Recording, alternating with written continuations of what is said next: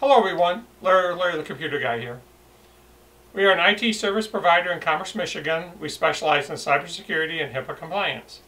So for today's tip, how do you spot a bogus phishing email? A phishing email is an email designed to be an exact duplicate of a legitimate email from a site that you would trust, but sent by a hacker. These are made with images and formatting from the original site and are designed to fool you. They used to be full of misspellings, but now they, being the hackers, are making use of grammar checkers and dictionaries just like we do.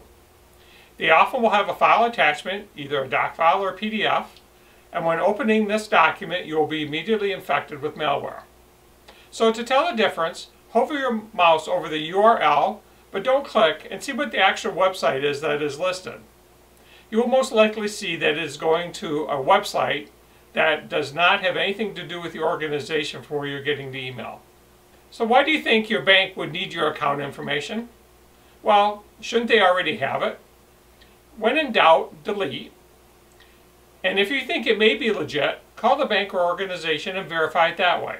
Stay safe out there.